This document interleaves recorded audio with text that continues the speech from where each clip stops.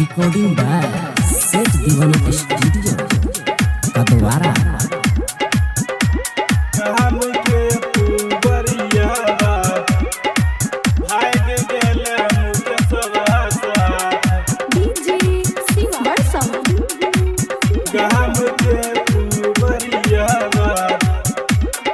धान काट गेला गे छौरी गहम के पुबरिया बा, गहम के पुबरिया बा, गहम के पुबरिया बा।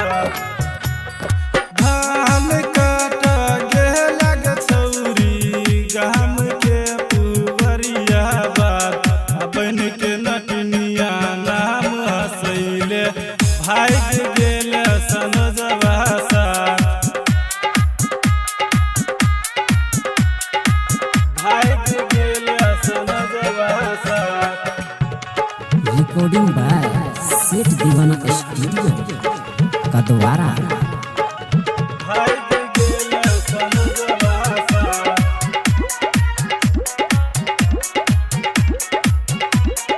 डीजे शिवा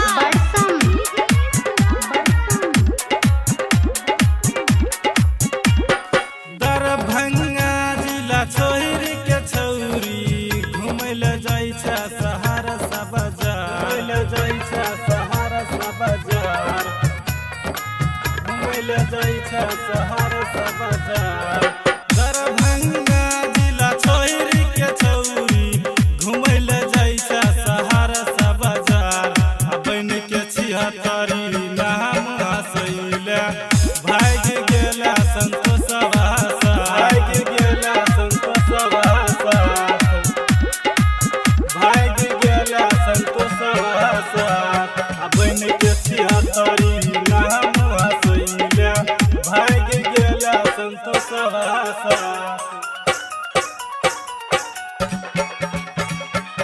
भाग गेला संतोषवा सा। रिकॉर्डिंग बाय सेठ दीवाना स्टूडियो कदवारा।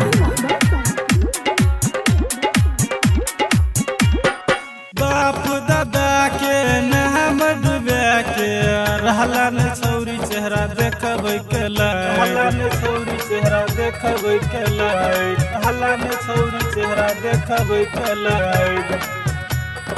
बाप दादा के नाम डूबे के रहला ने छौरी चेहरा देखबै के लायक।